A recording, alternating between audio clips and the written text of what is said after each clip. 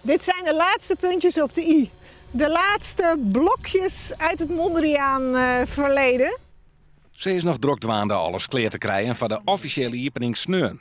Jolanda van Dongen maakt het van een Lidsperceel laan een schilderij van natuur en Mondriaanse linen.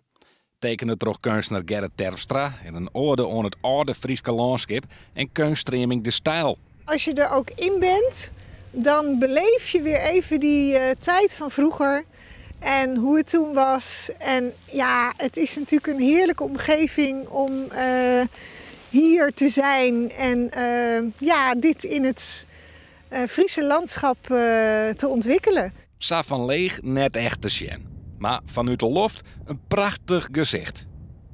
Ook door een periscoop is het landschap te bezien. Cultuur en natuur mij mekaar in kunst. Van Jolanda een heel nieuwsgierig project. En wat ik heel interessant vind de komende maanden is om te kijken hoe de natuur met de cultuur en de art in dialoog met elkaar gaat. Het is eigenlijk een levend schilderij. Een kunstproject dat past in Sense of Place van Joop Mulder in het rand van culturele haardstad 2018. Hij komt sneun om het te openen. En hij kan elke keer in de weekend het project bewonderen. De liepstok hoegt net mij, de sletsjes binnen van Maduro Dam formaat. Dat met slagje.